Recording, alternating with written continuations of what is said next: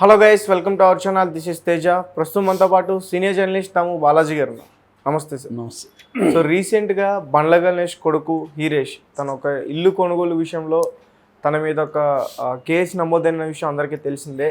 అయితే రీసెంట్గా ఈ విషయం పట్ల బండ్ల గణేష్ రంగంలోకి వచ్చి డైరెక్ట్గా ఆ యజమాని అయితే ఎవరైతే ఉన్నారో ఆమెను బ్లాక్మెయిల్ చేస్తున్నట్టు స్వయంగా ఆమె ఒక ప్రెస్ మీట్ పెట్టి అయితే చెప్పడం జరిగింది.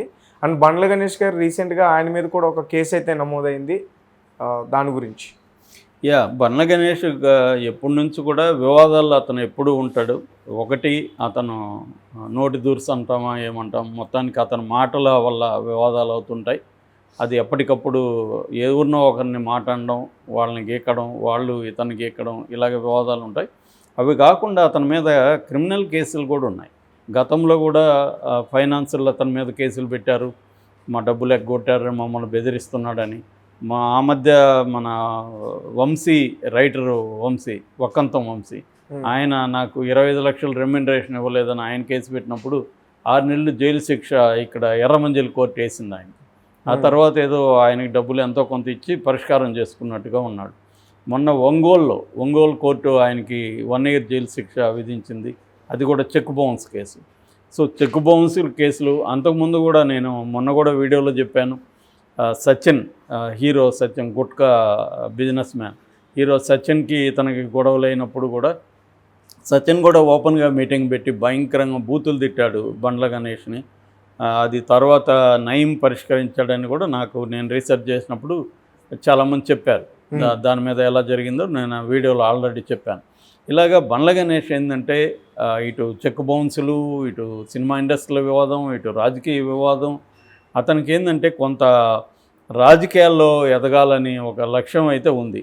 దానివల్ల కూడా కావాలనే కూడా కొంత పాపులర్ అవ్వడం కోసం వివాదాలు క్రియేట్ చేసుకుంటున్నాడా అనే డౌట్ కూడా చాలామందికి ఉంది. ఎందుకంటే ఇవాళ ఈజీగా పాపులర్ అవడానికి అడ్డదారి బెటర్. ఎప్పుడైనా ఆయన చెప్పినట్టుగా రజనీకాంత్ నాదార్ రహదార్ అన్నట్టుగా వీళ్ళని ఆధార్ అడ్డదారి అంటారనమాట. ఎందుకంటే రహదారులు అంటే చాలా కష్టపడే వెళ్ళాలి, ప్రజలకు సేవ చేయాలి. ఇవన్నీ ఎందుకు అడ్డదారులు ఉంది. మీడియాలో ఏదో ఒక సెన్సేషన్ క్రియేట్ అయితే పాపులర్ అయిపోతాం. మనం పాపులర్ అయితే మనకి ఏదో ఒక పార్టీ టికెట్ ఇస్తుంది అన్న యాంగిల్లో వీళ్ళు బయలుదేరారు కొంతమంది. ఇతను కూడా అదే కోవకు చెందినవాడు. యాక్చువల్గా ఇతను ఒక చిన్న కమెడియన్గా ఉన్నాడు. ఇతనికి ఎవరో బినామీలు దొరికారు. దాంతో పెద్ద సినిమాల్ని సెట్ చేయడం మొదలుపెట్టాడు. బట్ అది కొంతవరకు వెళ్ళి ఆ తర్వాత ఆ స్థాయి రావట్లేదు. ఇప్పుడు ఏంటంటే కొంత డబ్బులు వచ్చాయి, సర్కిల్ వచ్చింది. దీంతో రాజకీయంగా మనం వెళ్తే మనల్ని ఎవడు టచ్ చేయడు అనే స్థాయిలోకి అతను వెళ్ళినట్టుగా మనకు అర్థమవుతుంది. దానివల్ల ఈ మధ్య కాంగ్రెస్ పార్టీలో చేరాడు, రేవంత్ రెడ్డి ప్రచారం చేశాడు. ఇప్పుడు కూడా ఎంపీకి అప్లికేషన్ పెట్టినట్టుగా తెలుస్తుంది. ఈ కాంటెక్స్లో నిన్న వచ్చిన వెర్షన్ వేరు, మొన్న వచ్చిన వెర్షన్ వేరు, నిన్న వచ్చిన వెర్షన్ వేరు. మొన్న ఏం వెర్షన్ వచ్చిందంటే బండ్ల గణేష్ కొడుకు బండ్ల హీరేష్ ఫిల్మ్ నగర్ రోడ్ నెంబర్ 10లో సైట్ 2లో ఒక ఇంట్లో అద్దెకున్నాడు. ఆ ఇల్లు వచ్చి ఎవరిదంటే హీరా గ్రూప్ చైర్పర్సన్ నౌహీరా షేక్. ఆమె వెరీ నోటోరియస్ లేడీ. ఆమె చిత్తూరు జిల్లా నేటివ్. ఆమె ఎప్పుడూ అక్కడి నుంచి వేల మంది దగ్గర డబ్బులు వసూలు చేసి దాదాపు 5 కోట్లు ఆమె డబ్బులు తినేసిందని ఆమె మీద కేసులు ఉన్నాయి. ఈడీ కూడా ఎంటర్ అయింది. మనీ లాండరింగ్ కేసులు ఆమె మీద ఉన్నాయి. ఆమె ఆస్తులు కూడా జప్తు చేశారు. ఆమె గతంలో అరెస్ట్ కూడా అయింది. ఆమె ఈయనకంటే పెద్ద నోటోరియస్. ఇప్పుడు ఈయన ఆమెతో ఢీకొనడం మొదలుపెట్టాడు. సో ఆమె అంత ఈజీగా వదిలే ప్రసక్తి ఉండదు. సో మొన్న చెప్పింది ఏంటంటే వీళ్ళ ఇంట్లో అద్దెకుంటున్నాడు హీరేష్ అనే వీళ్ళ కొడుకు. ఆ ఇల్లు అమ్మేస్తాము, నువ్వు ఖాళీ చేయని ఆమె చెప్పింది. లేదు మేమే కొంటామన్న హీరేష్ అన్నాడు. సో 3 కోట్లు అడ్వాన్స్ ఇచ్చారు. అడ్వాన్స్ ఇచ్చినాక ఆ ఇల్లు ఈడీ జప్తులో ఉందని తెలిసింది.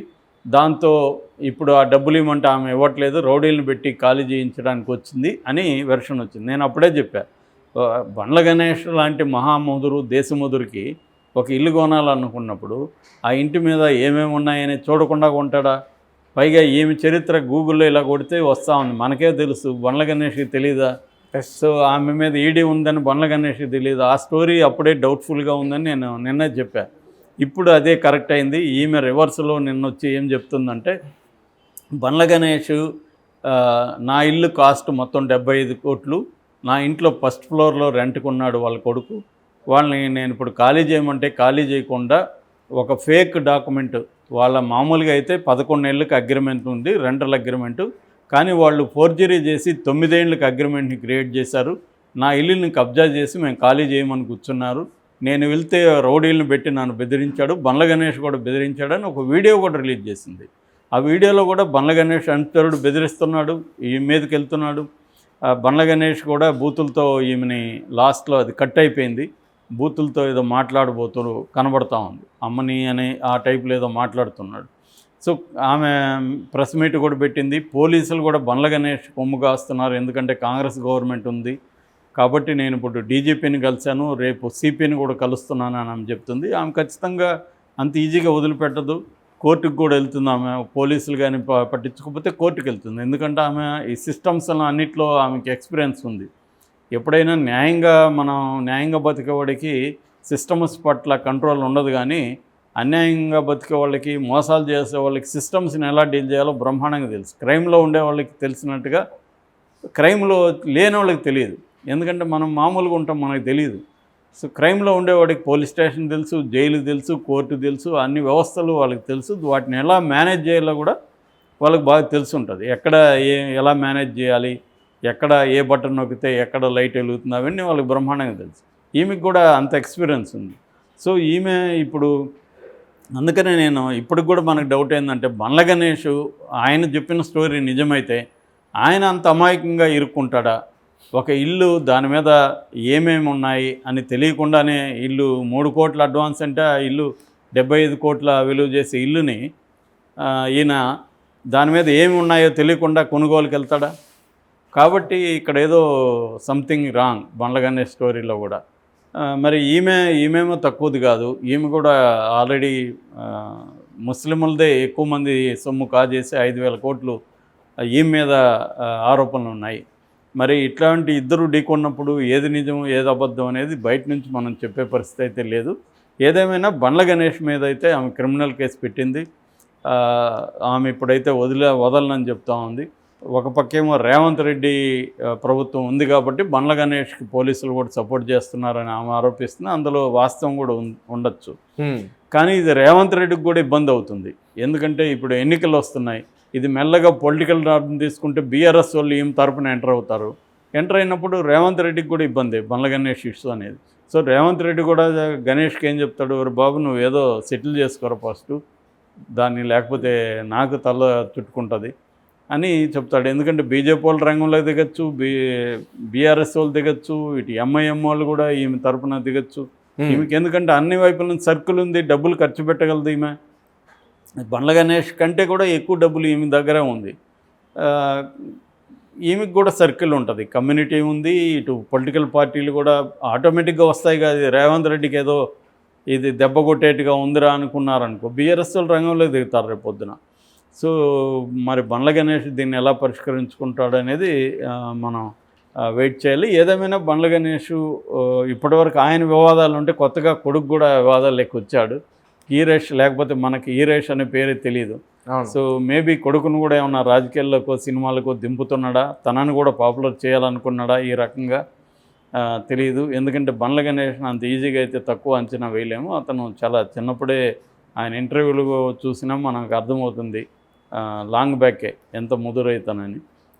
ముదురు లేకపోతే ఒక చిన్న స్థాయి కమెడియన్గా ఉంటే ఈ స్థాయికి ఎదగలేరు కదా. అందులో ఏమీ తప్పేం లేదు. ముదురుగా ఉండడం అనేది నేను నెగిటివ్ సెన్స్లో వాడట్లేదు.